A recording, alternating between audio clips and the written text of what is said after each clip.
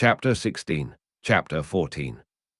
Overall, Eliza thought as she slipped into her seat at the Slytherin table, using a time turner was really quite confusing.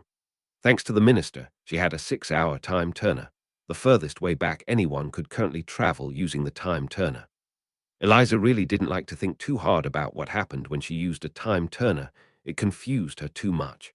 Because one could say that she was simply going back in time, and that was why two versions of her were always present.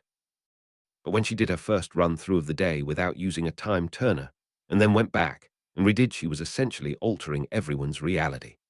After all, a Muggle studies class without Eliza in it meant Hermione Granger earned more points for Gryffindor than a Muggle studies class if Eliza was in it.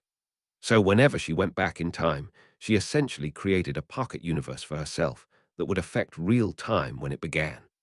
Like she said, it was horribly confusing. But she had developed a perfect method. Whenever she had double classes on a day, she would attend normal lessons until the end of lunch, then turn back the time turner 6 hours and attend the lessons she had missed. Of course, she couldn't be seen by herself or anyone else, so Eliza had taken to seeking refuge in the Chamber of Secrets in her second days, as she had dubbed them. At first, the chamber was a mess, but soon she had acquired help to bring it back to its former glory. And it came in the form of a rather batty house elf. She had almost forgotten about Darby in the events of last year, but considering the elf's fanatical devotion to her, Eliza figured calling for the elf might be worth a shot. And for an agreed 1 galleon a week and any spare socks, he wanted Darby became her very own house elf, who was more than happy to clean up the chamber, as Eliza studied the rare and coveted books in Salazar's chamber. There were even some books on parcel magic, which made her ecstatic. Then, when lunch was over, she would rejoin her friends for the next set of classes. If she also had conflicting lessons in the second half of her day, she would eat tea in the great hall with the rest of them, and then turn back another 6 hours to attend the other lesson, hiding away once again before time caught up with her. It was confusing, and it was hard work keeping up with all her conflicting times, but it was beyond worth it. Although she did have a lot more work now, Eliza was still finding it comparatively easy in comparison to her peers. She was already years ahead in her core subjects, and at its current stage, arithmancy was just Muggle maths. When it came to divination and Muggle studies, Eliza barely had to try to keep up with it. She had yet to have a care of magical creatures lesson, but she couldn't imagine Hagrid setting any of them homework.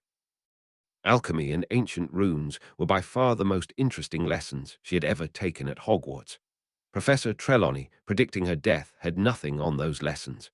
Today was the first care of magical creatures lesson. Only Draco had taken it in her court, but that didn't mean there were no other Slytherins. Crabbe, Goyle, and Bulstrode trailed behind them. Pansy Parkinson was also taking the class and kept giving Eliza such looks of undisguised hero worship that it actually made her uncomfortable, something that Draco had pounced on to tease her ruthlessly with straight away.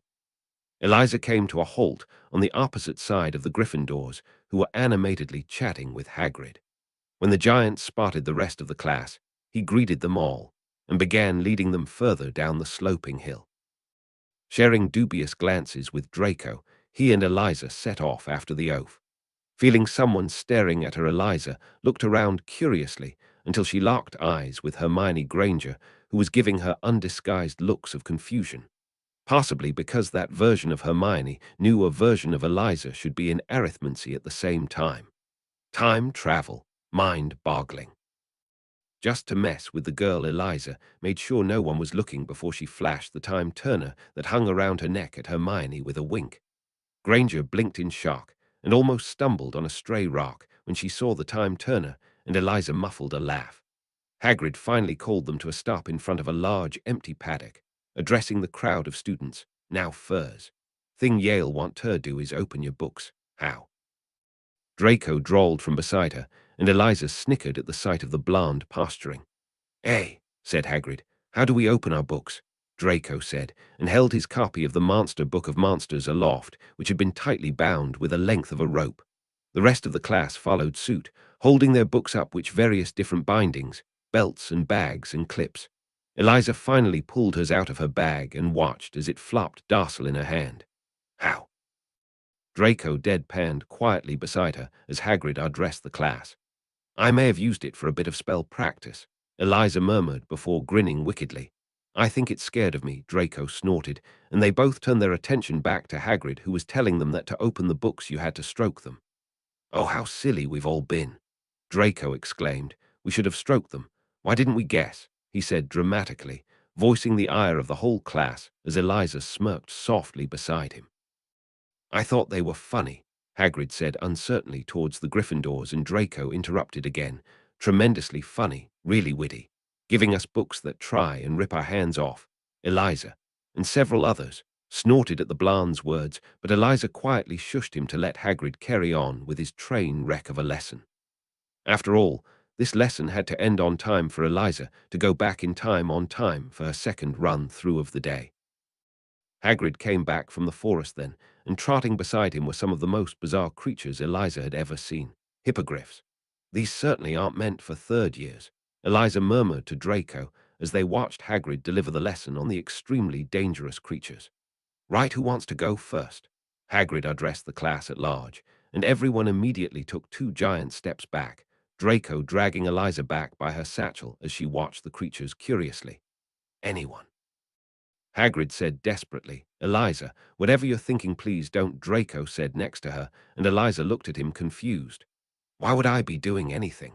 Eliza responded in faux innocence. You always get this look when you're about to do something that will give us a heart attack. That's an oddly specific look, Draco. And you're an oddly specific problem. Eliza snorted and then pushed the blonde away. I'll do it, she said confidently, striding towards Hagrid. She had taken this bloody class for a reason. She wasn't going to cower away from magical creatures in a magical creatures class. Excellent, Hagrid boomed, and then began directing her on how to approach one of the hippogriffs. It was a stormy grey and eyed Eliza dangerously as she approached, but Eliza didn't let herself feel intimidated. Meeting the creature's amber eyes, which had nothing on a basilisk, Eliza sunk into a sweeping bow. The hippogriff considered her for a few brief, tense moments. Eliza didn't remove her stare from the creature, and soon it sunk into a returning bow. Well done, Eliza, Hagrid boomed. You can touch him now. Eliza moved forward slowly until she was standing in front of the beast. Slowly, so very slowly, Eliza raised her hand and scratched the hippogriff's beak, who leaned into her touch, seemingly enjoying the attention. Rig, then. I reckon he mig. Let ye ride him. Eliza didn't even have time to put up a token protest before she was being hefted up onto the hippogriff's back by Hagrid, and before she could even comprehend what was happening, the hippogriff took off in a loping canter, and soon they're gone. It's exhilarating. The hippogriff took to the skies, giant wings beating on either side of Eliza as she wrapped her arms around its neck. Eliza let out an ecstatic whoop as the hippogriff sailed over the Black Lake, and Eliza honestly felt like she could take on the world. The wind's attacking her face, her eyes are watering, and she can't feel her legs, but this is so much better than flying on a broom. Soon, too soon, the hippogriff returned to the paddock, landing with a thud that jolted Eliza from her place on its back. She slid off and hugged the beast, and it nudged her gently with its beak. She knew her hair was an absolute mess, and her grin must be absolutely manic, because Draco was shaking his head at her in fond exasperation, but forget anything bad she's ever said about Hagrid. That was brilliant. Of course, not all of Eliza's lessons were that exciting. The closest they had gotten to excitement in potions was when Snape had chosen to use Longbottom's own toad as the test subject for his own potion. It turned out that the potion had been brewed correctly, much to Snape's obvious disappointment. It was Thursday morning now, and Eliza was penning a response to Tom's most recent letter at the breakfast table as Daphne preened about how well Astoria was doing in her classes. Dear Tom, I did in fact take alchemy. Actually, I'm taking every course that Hogwarts offers, so you can kiss your record-breaking owl scores goodbye. That is if I continue taking Muggle studies and divination, just to spite you. I rode a hippogriff in care of magical creatures yesterday. I thought flying on a broom was brilliant, but Tom, you have no idea how amazing it was. I know you'll probably chastise me for doing something so dangerous, but I was mostly safe, and have already gotten that lecture of Daphne. How's Egypt? Have you collected more of your family heirlooms yet? I've always wanted to travel. I think it comes from being locked in a drab orphanage for most of my life. Do you think you could send me postcards? Also, I've been visiting Jormy quite a lot these days, and I've taken great pleasure in searching through Salazar's collection of books. Are you sure the enchantments on the chamber will hold up? I want to hold a Samhain celebration this year, at least for the older students, and would prefer if we went undetected. As for loyal Death Eaters, I hate to break it to you, Tom, but your followers aren't really anything to place stock in anymore. The only person left from your knights is Theo's grandfather, who may support you now you have returned to your old self. Lucius Malfoy is another avid supporter, but he will always place his family first, although, as you're no longer a lunatic, he might be a safe bet. Severus Snape is a Death Eater, or was a Death Eater. His alliance is to himself only, and I wouldn't trust him. Some say Sirius Black was a Death Eater. I'm not too sure about that, but he did blow up 12 muggles. Lestranges are all in Azkaban, along with the Carrows, Roll, Avery, and Rosier. Karkaroff is a turncoat. If I was you, I would simply begin again. These people gladly followed you at the height of your insanity. They care only for bloodshed. You, however, are now fighting battles on multiple fronts. I would trust Lucius and perhaps Theo's grandfather, as he will remember you. It's time to begin again, Tom. If anyone can do it, you can sincerely. Eliza P.S. Do you know anything that helps with Dementors? We have a bit of a situation at Hogwarts. Eliza was just folding up the letter when the Daily Prophet was delivered. Theo passed through the pages, and Daphne immediately turned to the society columns, always interested in a good scandal. Anything interesting? Eliza asked, scratching Hedwig under her beak as she tied the letter to the owl's leg. Sirius Black sighting, Theo said, turning another page. Eliza hummed in acknowledgement and took another sip of her coffee. I have to say I'm surprised you've taken to the news of Sirius Black so calmly, Eliza. Blaise remarked, ignorant of the warning glare Draco shot him. Eliza laughed softly and reached for another strawberry. That he's my godfather, you mean? I've known since first year, she said idly. No, I meant whatever Blaise was going to say was cut off by Draco jabbing the Italian boy with his elbow. Now intrigued, Eliza turned to look at them, raising an eyebrow. Well, won't you let him speak, Draco? Eliza drawled, and she instantly knew there was something dangerous in her tone from the way they shuffled nervously in response. Do you know why Black was sent to Azkaban, Eliza? Well, he blew up a bunch of muggles. Murder is quite frowned upon, you know, Eliza said, and watched warily as they all exchanged glances. It was a bit more than that, Blaise said softly, and they all looked towards Theo, begging them with their eyes for him to be the one who explains. Eliza knew what they were going to say would be bad news just from that alone. They only ever got Theo to explain something when they needed to make sure Eliza would stay calm. What do you know about the night your parents died, Eliza? Theo said haltingly, drumming his fingers against the table. Not much, Eliza said in a clipped tone, and kept her eyes on Theo, who heaved a sigh. When the war was at its peak, your parents went into hiding from the Dark Lord in Godric's Hallow with you. They cast a Fidelius charm. Do you know what that is? Theo paused to ask her and continued when Eliza nodded. Well, they made Black their secret keeper. And then on Samhain night, he betrayed their location, leading the Dark Lord to their home. Theo finished, grimly keeping a wary, worried eye on Eliza. Eliza, Daphne said softly, when Eliza didn't respond, too caught up in her own thoughts. She really didn't know how to feel about that reveal. She had never felt attached to her parents. Hell, she wasn't even particularly bothered that Tom had killed them. For one, Tom hadn't been in the right frame of mind, and two, they were at war. And in war, people died. She had no right to have any sort of feelings on the matter, really. James and Lily Potter died and became another statistic in the war. And it was hard to feel attached to a statistic. But just as she hated Dumbledore for leaving her at the Dursleys and robbing her of a chance to have a proper home, she found herself hating Sirius Black for betraying her parents, for bringing about the succession of events that led Eliza to becoming exactly what she was to this day. Eliza, said Draco this time, stormy grey eyes looking at her in undisguised concern. If I ever see him, Eliza said slowly, I think I'll kill him. I believe you, he said in response. The conversation moved on to safer topics after that, but Eliza couldn't shake the icy fury that had filled her veins. It was after lunch when Eliza and her court walked into the Defense Against the Dark Arts classroom in equal amounts of dread and anticipation. They didn't exactly have a good track record when it came to defense teachers after all. "Good afternoon," Professor Lupin said as he strode through the classroom door observing the class. "Would you please put all your books back in your bags? Today's will be a practical lesson." Blaze and Theo shared two overly exaggerated looks of shocked surprise beside her, and Draco wrinkled his nose in distaste at Lupin's shabby robes, like the lovable classist snob he was. She and Daphne smiled at each other, and Eliza held her arm out so the blonde girl could link it as they set off walking behind Lupin. After her confession in the Chamber of Secret, Eliza had found herself growing closer to her court, and already she could see how happy her efforts made them. She chastised herself for not trying to open up sooner.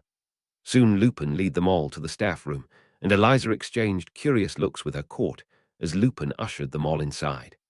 The staff room was almost empty, full of mismatched chairs, and a wardrobe set up in the middle of the room that rattled whenever anyone came too close to it.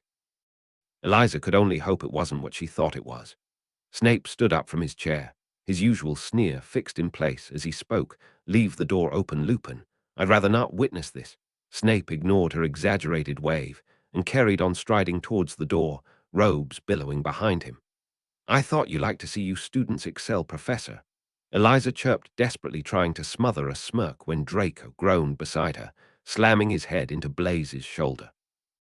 None of them understood her obsession with annoying Professor Snape, and Draco hated it whenever she went out of her way to antagonize his godfather.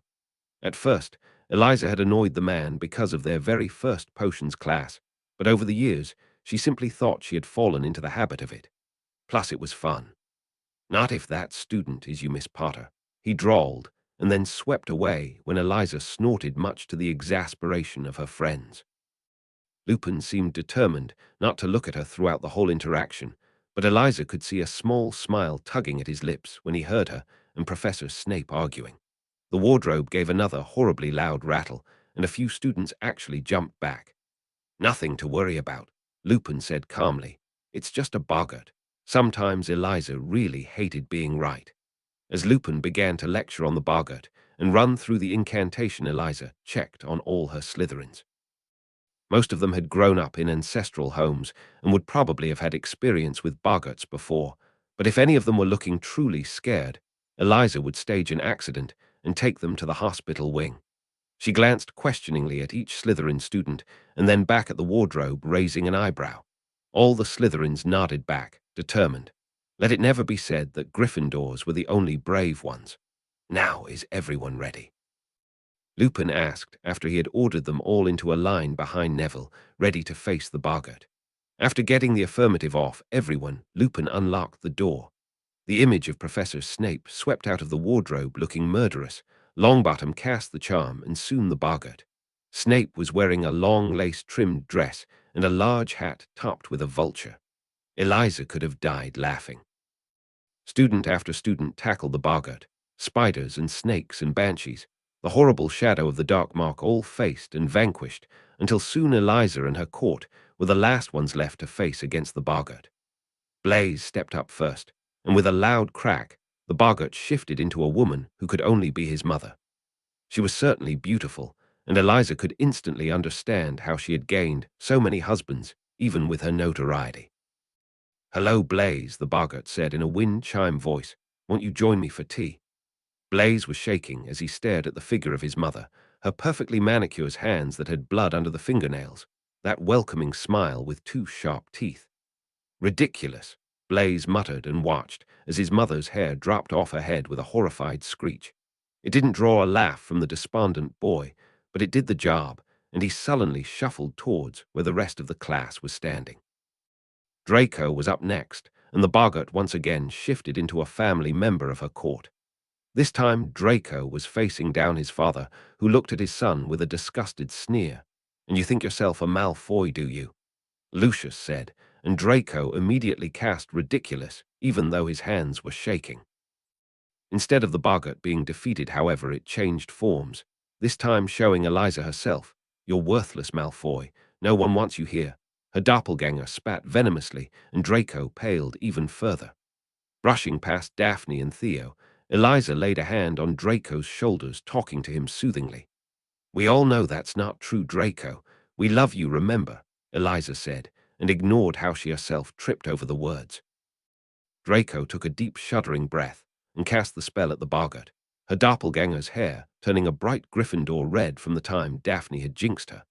Letting out a small laugh, Draco moved to stand with Blaze as Daphne faced the boggart next.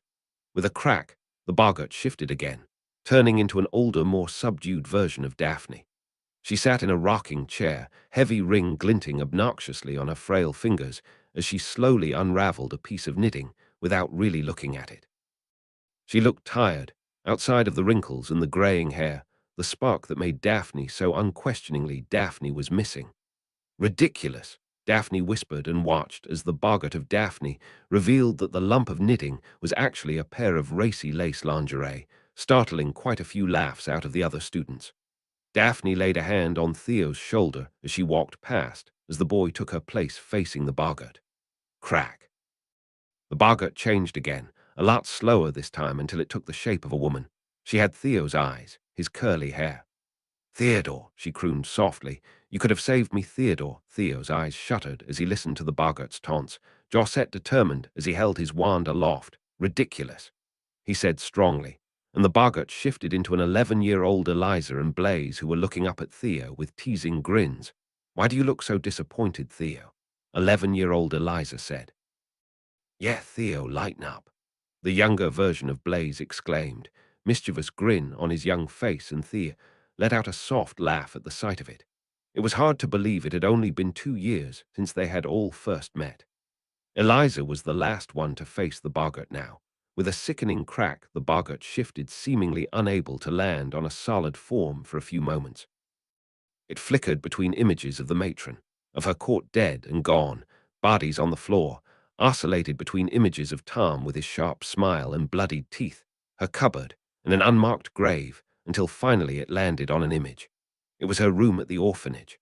Eliza and all her classmates stared at it in confusion. Lupin stood to the side, judging if now was the time to jump in. The room stayed static for a few moments before a doppelganger of Eliza appeared. She was in a Muggle uniform, and that's when Eliza realized what was so unsettling about the image. All the books on her desk were Muggle. There was no Hogwarts trunk, no Hedwig, no diary, no wand. The room looked lived in, her doppelganger looked sullen, and Eliza realized with a sickening lurch what she was seeing. A life without magic, completely and utterly ordinary. Ridiculous, Eliza said angrily, and watched in satisfaction as her room at the orphanage leapt up in flames before the boggart let out an inhuman screech and flew back into the wardrobe. The silence hung uncomfortably around all of them for a while before Lupin cleared his throat. Well, excellent lesson, everybody. That will be all today, Lupin said, dismissing everyone. Eliza immediately strode over to her court, but paused when Lupin called her name. Eliza, can I have a word with you for a few moments? Lupin asked. Eliza nodded towards her court, dismissing them for now. They all had lessons after this anyway. Yes, Professor, she asked politely when the room emptied and watched the way Lupin shuffled nervously beneath her gaze. I don't know if you knew this, but I used to be best friends with your parents. If you ever need to talk about anything, Eliza, I'm here. Eliza regarded him coolly as he stuttered through the offered olive branch that he probably only considered giving after seeing her boggart. Thanks, Professor, Eliza said, cutting off his stammering smoothly, but you had 13 years to reach out to me, sir, and you didn't. So you'll excuse me for being disillusioned with your words. She finished sharply and turned to the door, ignoring the professor's crestfallen face as she walked away. She had more important things to worry about than a friend of her parents. Her parents were dead. Her court weren't, and they needed her. Roman, Eliza called quietly as she tracked down the elder Slytherin in the common room. What's wrong? He asked immediately after seeing her face, turning away from his friends to look at her. Can I ask you to take over up here for a few hours? We did boggarts in defense today, and the court aren't doing well, and Eliza, Roman said, standing up, placing his hands on her shoulders. I'll be fine. Go and look after them. Eliza smiled thankfully in response and went to drag her court down to the chamber. Is this what we're doing now? Draco snarked, clearly uncomfortable. Group therapy sessions. He was the only one who had bothered to protest against Eliza when she had kidnapped them from their spot on the sofa to take them into the chamber. No, but you're my friends, and I want to make sure you're okay, Eliza said directly, knowing her earnest replies freaked them all out more than when she was being deliberately obscure. Blaze was the first to confess about how scared he was of his mother, how one day he'd be replaced. Then Daphne explained how she was terrified of becoming nothing but another pureblood wife with too many kids and no ambition, becoming nothing more than a brood mare for the highest bidder. Thea finally revealed what had happened with his mother, how his father had poisoned her when he ran out of use for her, and Theo's name had been the last thing to ever pass her lips. Draco then confessed how scared he was about never living up to his name, about being worthless and insignificant and replaceable. Eliza then in turn told them all that her biggest fear was being absolutely ordinary. For who even was she without her magic? I can't promise you that everything's going to be fine, Eliza said at last, breaking the silence that enveloped them. But I can promise you that no matter what happens, we'll get through it, and we always will. It didn't sound like much of a promise. It wasn't hopeful or inspirational or comforting, because Eliza wasn't any of those things. But her court smiled all the same, a wave of peace crashing over them, because it was enough. Eliza, at least for her court, was enough. Dear little star, coming from a girl who considers a basilisk her pet, I'm not surprised you're doing well in care of magical creatures. And as for your question on dementors, there's always the patronus charm, but that is said to be highly complex. I, myself, have not been able to cast it, as much as it pains me to admit it. To counteract the general effects of being around a dementor, however, I suggest chocolate. It sounds strange, but Muggle science is actually far more developed in this area than magic. Chocolate tends to hold a compound called tryptophan, which is a precursor to the release of serotonin in the brain, which evokes happiness, obviously counteracting the dementor's effects. Or at least that's what I have learnt in my attempts to find an answer for your question. Muggles may be savages, but no one can deny that they are advanced savages. Egypt was truly wonderful. It felt like I spent years there instead of weeks. I did indeed find a family heirloom, although it is now worthless to me. I thought perhaps you might like it. I am no longer in Egypt, and have instead traveled to Albania. I learnt from the Grey Lady at the end of my school days that she had hid the lost diadem of Ravenclaw in a tree in Albania, and the tale definitely caught my interest. You know how much of a magpie I can be, darling. Your advice on requinting with my old associates was invaluable, and I'm afraid I must ask one more thing of you, little star. I had always had plans to return to Hogwarts after my travels. It always felt like a home for me, the safest place I ever stayed, in fact. Did I ever tell you about the room I found at Hogwarts? On the 7th floor, pace back and forth 3 times across from the tapestry of Barnabas the Barmy, and think about the room of lost things. I think you'll find it very interesting, and I'm afraid I may have misplaced something of mine there years ago. I'm sure you'll know it when you see it.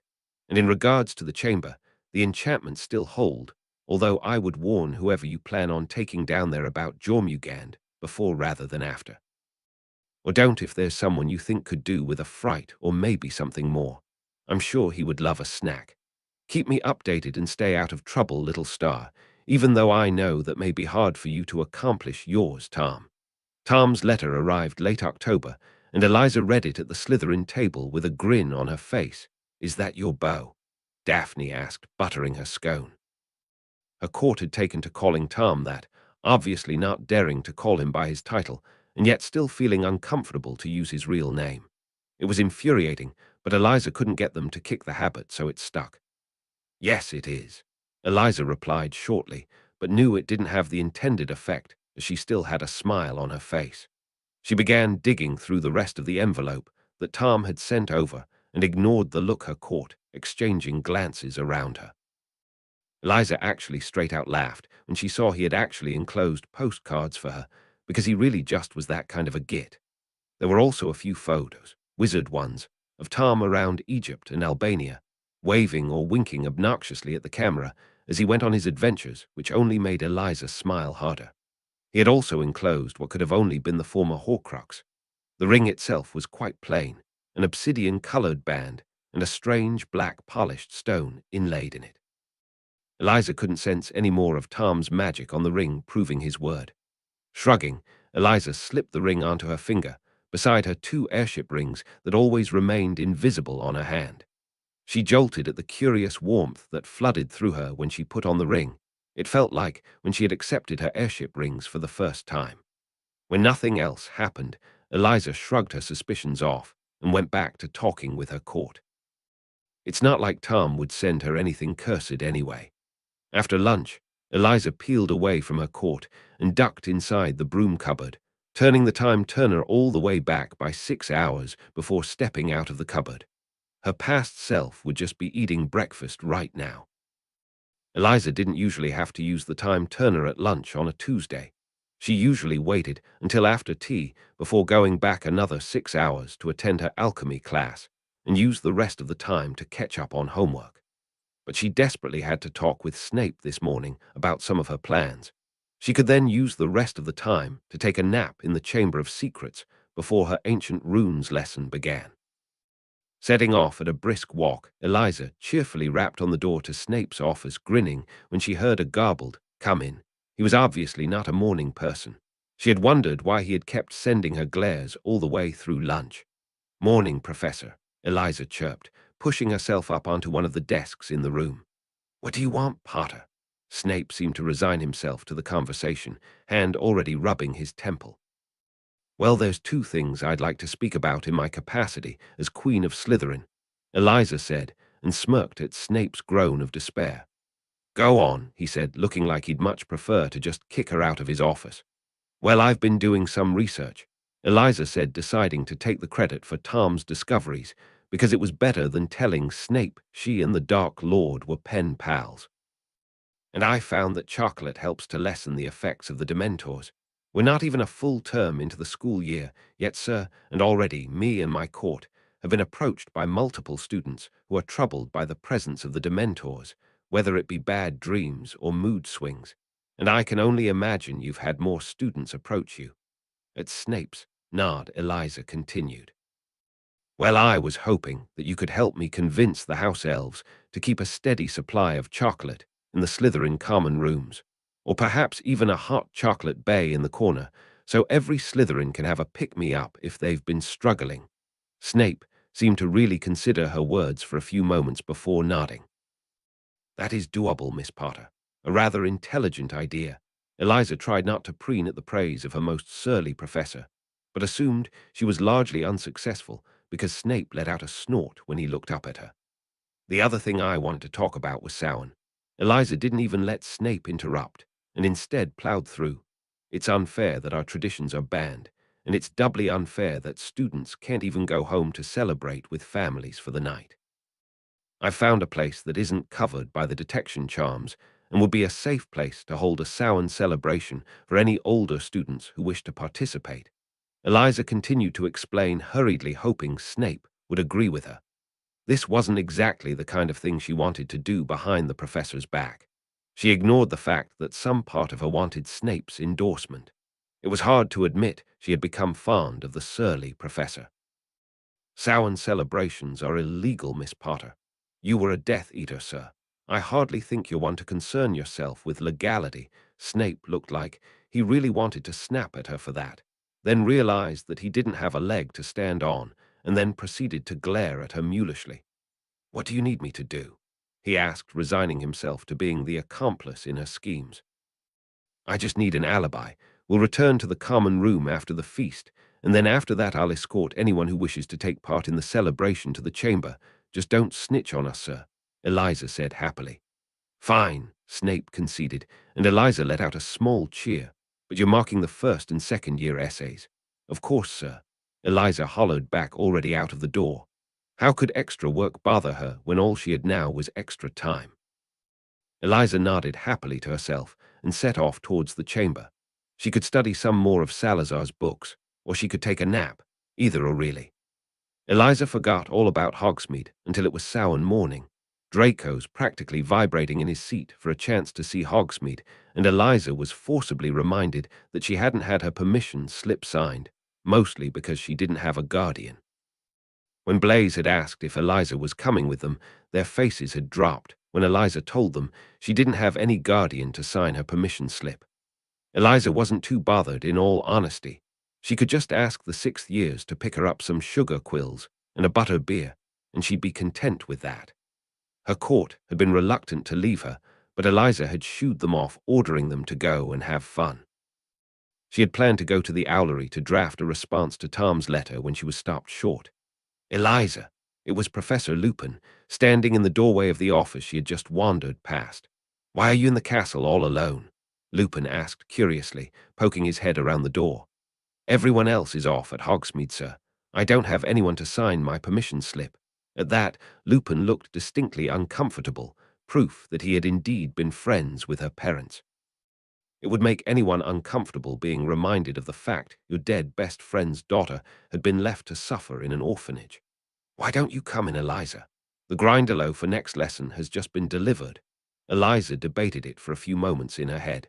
She had intended to just spend the day in the chamber, planning to study some darker advanced battle magics. She didn't know what Lupin wanted from her, which made him dangerous. But then again, there was only one way to find out, plus Dumbledore would probably be pleased if he heard she was seeking out more stories about her parents. She followed Lupin into the office. Lupin started rummaging around his drawers to make them both a cup of tea, and Eliza headed straight towards the water demon, studying it curiously. I only have tea bags, Lupin said, breaking the awkward silence, but I dare say you're sick of tea leaves. Gossiping about me in the staff room, Professor. Eliza quipped, taking a seat across from him. Well, it's not often there's a student as exceptional as yourself, Eliza, Lupin complimented, and Eliza smiled bashfully at him, ever the modest student. It's just time and hard work, Professor, time and hard work. Whatever Lupin was going to say next was interrupted by a knock at the door. Come in, called Lupin, sending Eliza an apologetic glance. Eliza waved him off and went back to cradling her tea. The door opened, and Snape strides in carrying a steaming goblet and stopped at the sight of Eliza, dark eyes narrowing. Ah, thank you, Severus. Could you leave it on the desk for me? Snape set the smoking goblet down, and Eliza took a discreet sniff of it, ignoring Snape's glare. And what are you doing here, Potter? He asked, even though it really didn't sound like a question. The scintillating conversation, of course, Professor.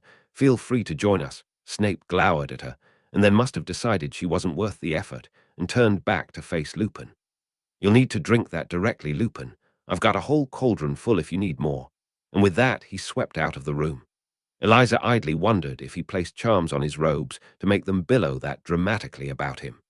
Shame sugar makes it useless, Lupin said, wrinkling his nose after taking a sip. Eliza studied the potion curiously. She couldn't place it straight away, which meant it had to be highly advanced.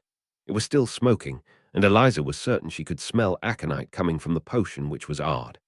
Eliza didn't know many potions, at least for illness, that used wolfsbane. She was an idiot.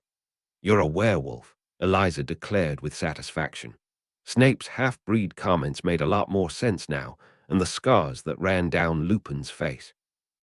Lupin had gone extremely pale at her exclamation, and was now stuttering through many jumbled explanations, but Eliza waved him off. You don't need to worry about me.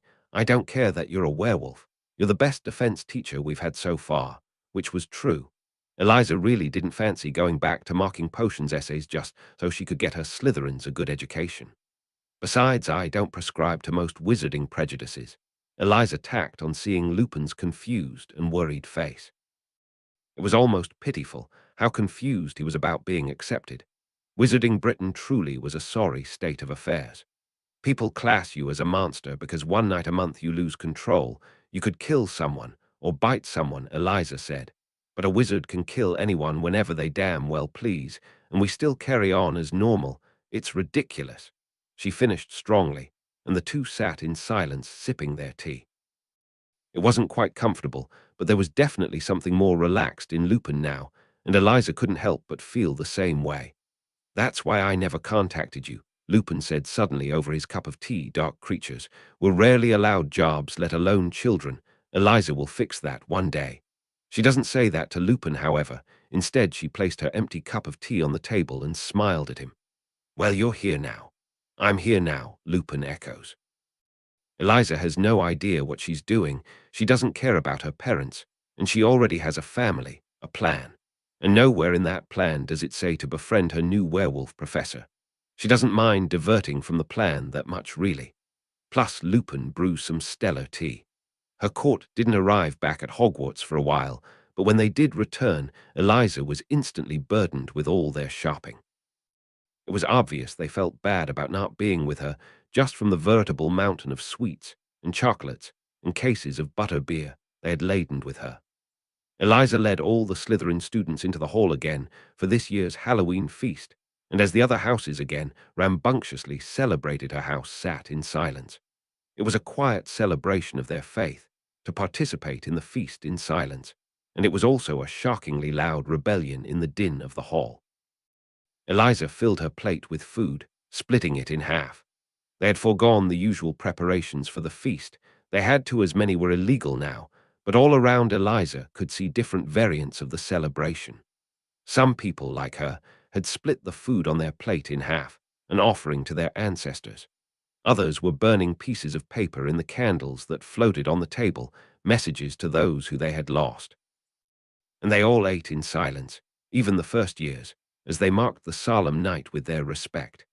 When Dumbledore called the feast to a close, Eliza stood and led the Slytherins out of the hall where they were finally allowed to talk.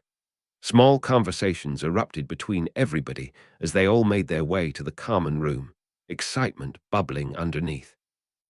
Eliza had informed them all she had prepared the chamber for anyone who wanted to take place in a basic Samhain ritual, and their excitement over the prospect was evident. It had barely been 5 minutes after they returned to the common room when Professor Snape stormed into the room, breathing a sigh of relief when he saw everyone was still present, because Sirius Black had just broken into Hogwarts.